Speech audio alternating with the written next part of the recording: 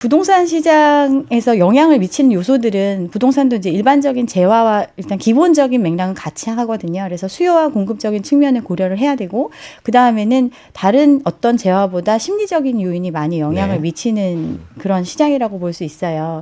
근데 이제 부동산 시장의 어떤 정보도 굉장히 폐쇄적이고 어떤 거래에 있어서도 굉장히 개별적인 특성을 가지고 있는 게 부동산이거든요. 근데 이런 부분에 대해서 조금 정량화하고 데이터화하기 위해서 어떤 통계 자료도 많이 발표가 되고 그런 지수들이 많이 공표가 되는데, 그것만 가지고 어떤 전체적인 시장을 판단하는 거는 조금 무리가 있다고 생각을 합니다. 그래서 거래량을 주된 어떤 지표로 생각을 하고요. 네. 그리고 심리 지수를 또 저는 살펴봅니다. 심리 지수요? 네, 심리 지수 같은 경우는 지금 이 시장에 참여하고 싶은 사람들 또는 참여하고 있는 사람들이 어떻게 보고 있느냐의 문제거든요. 근데 그게 어떻게 보면 시장에 과열된 정도 이런 걸 판단할 수 있는 이런 지표이기 때문에 그것도 참고를 하고, 그다음에 객관적인 수치로는 공급 물량을 체크를 합니다. 수요와 공급이라는 거는 결국 상대적인 개념이거든요. 과열기에는 사실은 굉장히 공급이 평년보다 훨씬 많이 이루어졌거든요. 시장이 붐을 타니까 또 그만큼 공급이 많이 되는 그런 시장이었었는데, 평소보다 훨씬 더 많이 공급이 되는데도 부족하다고 느꼈던 시장이었거든요. 그래서 이제 그런 지표를 일단 기준을 가지고 볼 수 있다고 저는 생각을 해서 그런 걸 보고, 결국은 주택이라는 상품이 한정지어서 생각을 해보면 이 주택 시장의 최종적인 소비자가 누구냐를 생각을 해야 된다고 저는 생각합니다.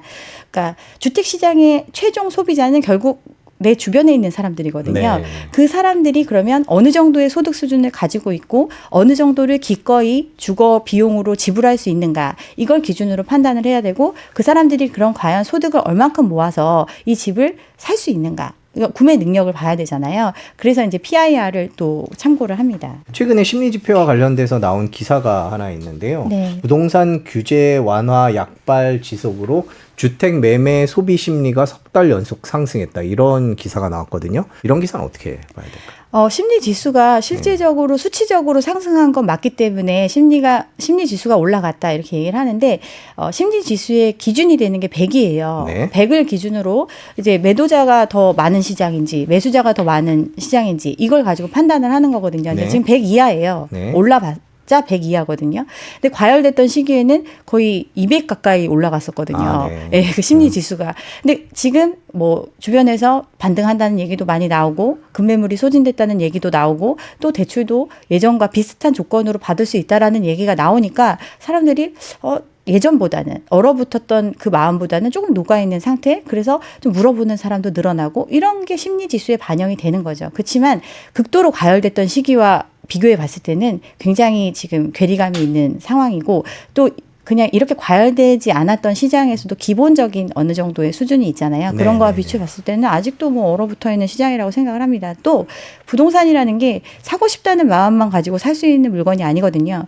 결국은 내가 어느 정도 자산을 가지고 유효 수요로서 내가 이걸 진짜 구매할 수 있는 능력을 갖춘 사람이 사고 싶어야 되는 거거든요. 근데 지금 돈 갖고 있는 사람들은 살 생각이 없잖아요. 네, 그런 상황이라고 보시면 됩니다. 우리나라 가계부채 문제가 굉장히 지금 심각해진 상황이 됐는데, 부동산 과열기에 맞추어서 부채의 규모도 굉장히 커졌거든요. 2016년도만 해도 뭐 1000조도 위험하다 막 이랬었는데 지금 1870조까지 올라가 있는 상황이에요. 5년도 안 되는 시간 안에 거의 2배 가까이 가계부채가 늘어난 상황이잖아요.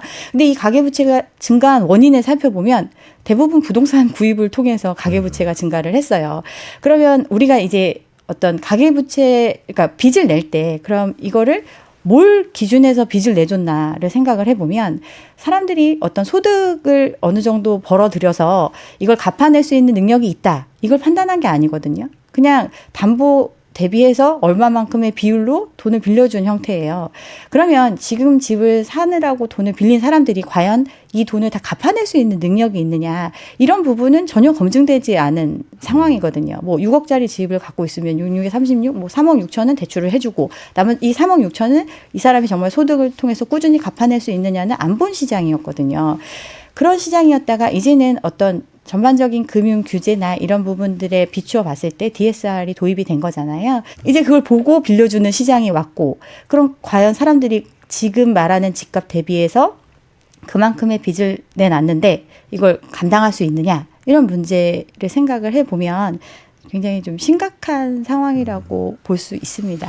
매수자와 매도자의 심리는 지금 시장 상황은 어떻다고 봐야 될까요? 네. 매수자 입장에서는 이제 사고 싶은 마음이 조금은 살아나는 생각이 드는 시점이긴 하지만 아직도 이 금액 자체가 닿을 수 없는 금액이라는 거를 인지하고 있는 상황. 그래서 시장을 자의적이든 아니면 타의에 의해서든 관망할 수밖에 없는 상황이죠. 그러니까 집을 내가 만약에 지금 사고 싶은 마음이 있고 살 수 있는 능력을 갖춰야 되는데 살 수 있는 능력 자체가 대출의 비율에 따라서 결정이 네네. 되잖아요. 네. 그럼 그 대출의 비율이 어떤 지금은 예전과는 달리 조금은 한계가 지어지는 상황인데 가격은 그대로면 당연히 그 가격에는 사줄 수가 없잖아요. 그러니까 관망할 수밖에 없죠. 자기가 살 수 있는 능력치까지 가격이 내려오지 않는 한은 살 수가 없는 거고 그게 매수자의 입장이고 매도자 입장에서는 기본적으로 집을 내가 수요하게 된 원인을 생각을 해보면 막연히 끝없이 오를 거다라는 게 전제거든요. 네. 내가 이렇게 큰 빚을 지고 또 그만큼의 비용을 부담해 가면서까지 이 집을 유지하는 이유가